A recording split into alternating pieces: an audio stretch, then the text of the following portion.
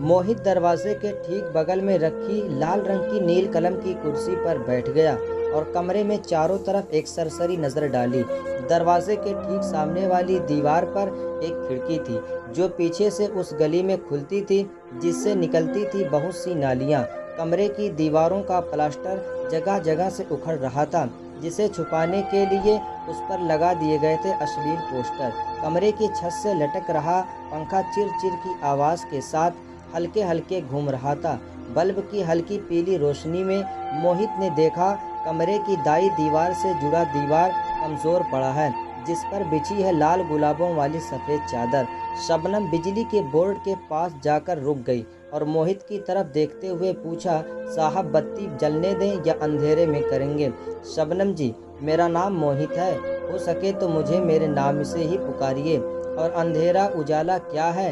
मैं कुछ समझा नहीं। मोहित ने शांत स्वर में बोला। शायद पहली बार अपने नाम के साथ में जी संबोधन सुनकर शबनम के चेहरे पर खुशी की मुस्कान आ गई।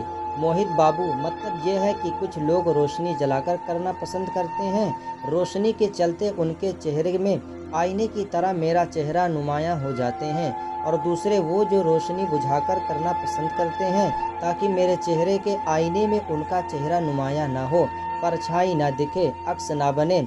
ये भी हो सकता है कि वो रोशनी में अपने नंगे शरीर को देखना नहीं चाहते हों। ज़्यादातर लोगों से अपना नंगा शरीर देखा नहीं जाता और मुझे इस बात पर बेहद हैरानगी हुआ करती है। पता नहीं मुझ तवायफ से शर्माते हैं या अपनी आत्मा से। शबनम एक सांस में बोलती चली गई और मोहित अवाक से उसे सुन रहा था। शबनम, लाइट जलने दो।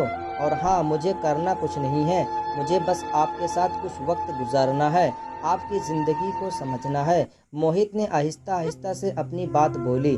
शबनम के चेहरे पर एक एक करके कई रंग आए और चले गए। धीमे धीमे से चलकर वो कोने में पड़े फूलों वाले बेड पर बैठ गई और डूबती सी आवाज़ में मोहित से पूछा, मुझसे मिलने या किसी भी वैश्या से मिलने आए हो? क्योंकि कुछ मिनटों पहले तक आप मेरा नाम भी नहीं जानते थे। और मोहित बाबू, आप हमारी ज़िंदगी को इतनी आसानी से नहीं जान सकते हैं। वो दौर चले गए जब तवायफ़ें पाकीज़ा की मीना कुमारी, देवदास की माधुरी और उमराव जान की रेखा की तरह होती थीं। अब ना इस तरह के असल में कोठे होते हैं, ना ही वेश्या घर। असल में सिर्फ नालियाँ होती हैं। नालियाँ इसलिए बनाई जाती हैं ताकि घरों की गंदगी उफन उफन कर शरीफ लोगों के आंगन में न फैल जाए। असल में सिर्फ गटर होते हैं ताकि समाज साफ सुथरा दिखाई दे और जितना हो सके चमकता रहे। और हमारी ज़िंदगी को जानने के लिए आपको इस गटर में उतरना होगा। शबनम की बात सुनकर मोहित हड़बड़ा सा गया और हकलाते हुए बोला, मतलब मैं तुम जैसे किसी से भी मिलना चाहता था ताकि तुम्हारी ज़िंदगी को दुनिया के सामने ला सकूं। शबनम मुस्कुरा उठी। इस मुस्कान में उसकी बेबसी और व्यंग दोनों थे और मोहित के पास आकर उसकी आंखों में देखते हुए बोली, यानी मोहित बाबू, हमारे कपड़े बंद कमरे में नहीं सारी दुनिया के सामने उतारोगे? मोहित बाबू, ये जो हम रंडिया का कोठा होता है ना, आपके शहर के बिग बाज़ार की तरह होता है। यहाँ सब मिलता है, बस नाम होता है कि लोग सेक्स खरीदने आते हैं।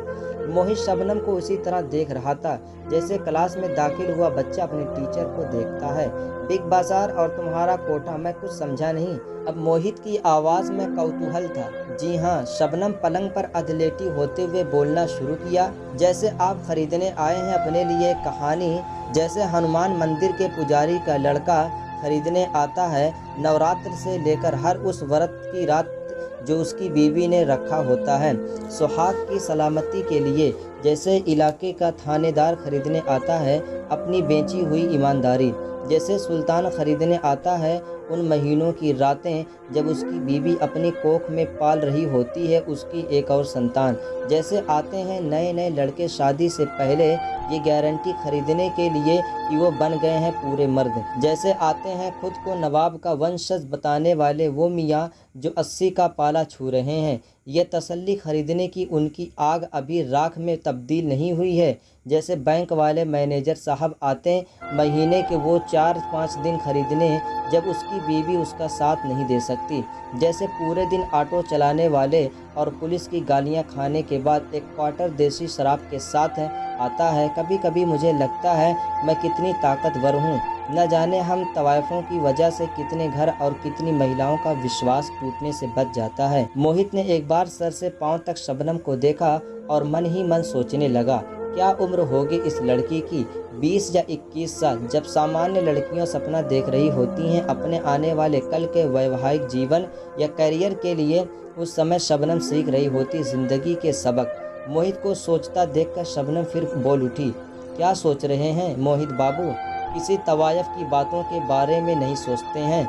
मोहित धीमे से अपनी कुर्सी से उठा और खिड़की के बंद पल्लों को खोल दिया। कमरे में एक सीलन भरी गंध भरने लगी। उस पर ध्यान न देकर मोहित धीमे शब्दों में बोला, जानती हो शबनम, इस दुनिया में हम सब कभी न कभी तवायफ होते हैं, हम सब तवायफ हैं। शबनम ने आंखें बड़ी करते हुए बोली, अरे सच, कैसे? मोहित कुछ पल खामोश रहा और फिर बोला, इंसान तब तवायफ हो जाता है जब वो अपनी बात समझाने के लिए उसे लाग लपेट कर कहता है, तब जबकि वो पैसे के लिए अपने दफ्तर में अपने आत्मसम्मान और अपनी खुददारी से समझौता करता है, तब जबकि वो होने की कोशिश करता है जो कि वो होता नहीं है। और ऐसा ही कुछ यानी कि मोहित बाबू आप भी तवायफ हुए। कहकर शबनम हंस पड़ी और फिर दोहराया, मोहित बाबू तवायफ। और न जाने कितने मिनटों तक वो अपना पेट पकड़कर हंसती रही।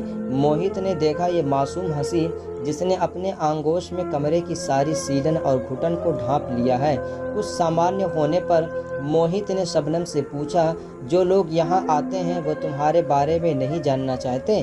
कुछ लम्हे खामोश रहने के बाद एक दर्द भरी आवाज़ में शबनम बोलने लगी, लोग आते हैं अंदर आग भरे, और उस आग के ठंड होते ही उन्हें याद आने लगती है अपनी बीवियाँ, प्रेमिकाएं। उन्हें करना होता है अपने दिए गए पैसे से खरीदे गए जिस्म का हर तरह से उपयोग। और वो आपकी तरह नहीं होते मोहित बाबू, जो अपने रुपए मेरी कहानी सुनने के लिए लगा दें। एक बार अपने बारे में थानेदार साहब को उनके ठंडे होने के बाद बताने की कोशिश की थी तो उन्होंने मेरे कुल्हे पर लात मारते हुए कहा था, साली पूरे दिन थाने में कहानियां ही सुनता हूँ, तू कोई मेरी घरवाली नहीं है जो तेरी राम कहानी सुनूं। चल जल्दी से अगले राउंड का चित्रहार शुरू कर।